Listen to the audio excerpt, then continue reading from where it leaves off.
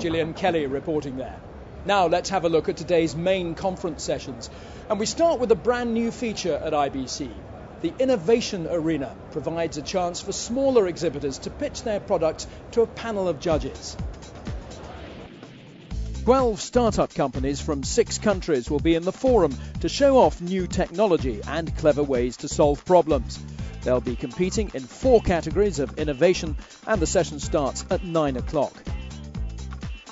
Still in the forum, there's an afternoon session on workflow. It'll be looking at the move to file-based systems. There'll be case studies of operations where digital end-to-end has been successfully achieved. That's followed at 5:30 with the day's keynote. Is the broadcast journalist a threatened species? There are fears that user content could gradually replace traditional news reporting. A panel of media experts will be addressing this controversial topic. I think I might go along to that one. Over in Rommel, the day starts with a session called Digital Transmission, Experience and Development. This is about the switchover from analogue to digital transmission. There'll be wisdom on hand from those who've already made the change. In the afternoon, the topic is high-definition television. Despite the quality of acquisition, many viewers at home are not getting the best pictures they could. So are the providers doing justice to content? The last session in Rommel looks at stereo 3D. Is it what viewers really want, or just a gimmick? In Room O, there's the first of the What Caught My Eye sessions. Once again, the topic here is workflow. That's at 9:30. It'll be followed by a series of business briefings. Today's subjects include video distribution over the LAN, video on demand, and broadcast mobile media. These added value sessions start at 11 and run for the rest of the day.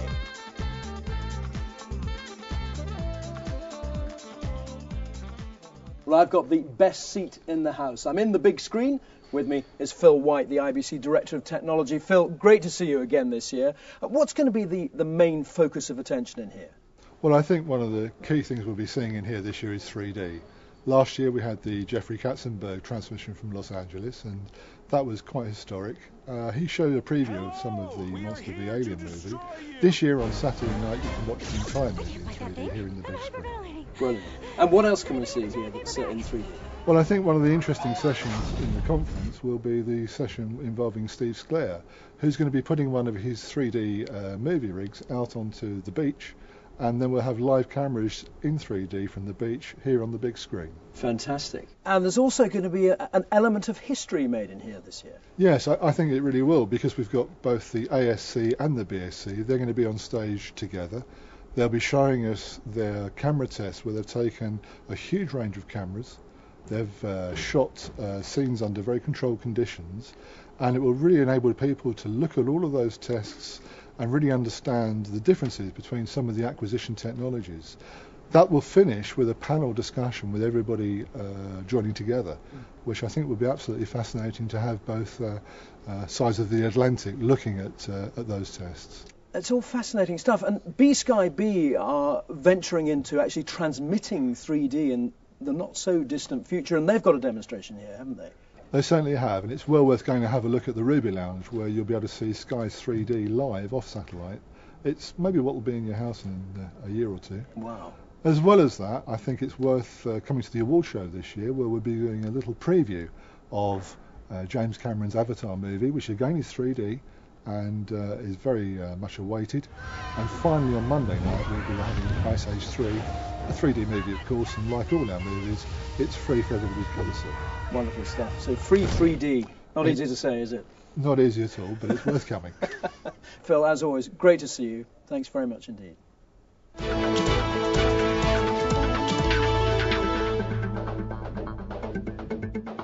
You're watching IBC TV News. Now, if you've got a story you'd like the industry to know about, why don't you come and talk to us?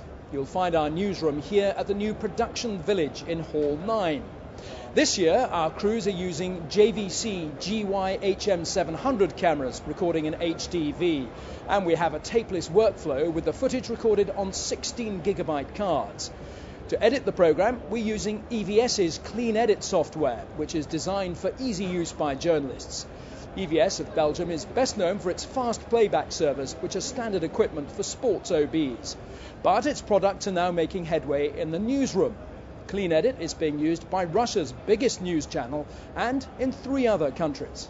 It's a perfectly integrated production tool where flexibility is quite significant, and in the end it's non-linear and virtual, so it has quite an impact in terms of reactivity and speed.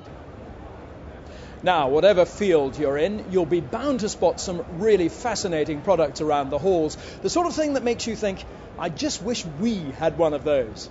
So, each day in the programme, we'll be out and about picking some of the items we like. Today we asked our reporter Chris Page to show us his favourite eye catchers.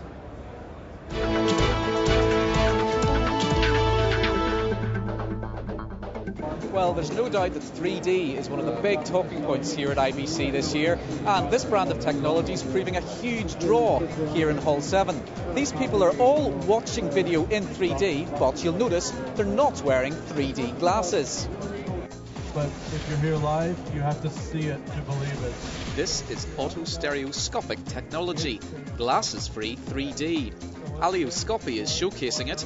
The audience is half expecting its demonstrator to pluck the coins out of the air. There's a glass lenticular lens that fits on top of an LCD display. That LCD display then, with that lens, creates the left and right view that gives you the stereoscopic effect. It's amazing, and it's great for digital signage, for trade shows, for events, for games, because there's a lot of places where you just can't wear glasses. This camera records up to 1500 frames per second in 2K. The Weissman HS2 is the latest in high-speed, high-definition technology, and this is what the end result looks like. The camera is now starting to go into full production. From the camera concept, it's different because you don't have a computer on the set anymore.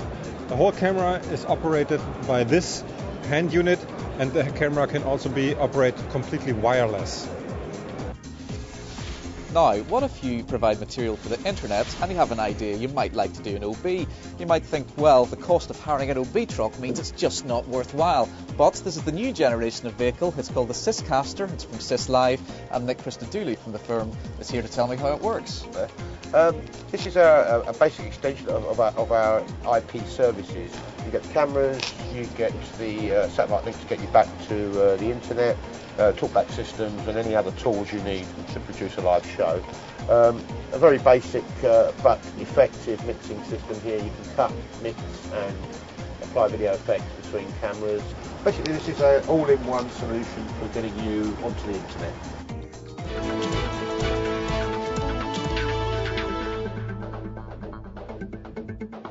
Chris Page with his choice of some of the eye-catching products here at the show. And if you want some fun, I'd highly recommend this. It's IBC's Game Arena, and you can come and try your hand at motor racing.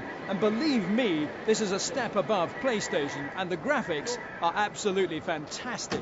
It's new this year, and it's proving very popular. We'll leave you with some pictures from last night's IBC party, which this year took place here at the Rise Centre. Now, if you had a particularly good time but can't remember much about it, then you might want to look away now. Have a good day's business.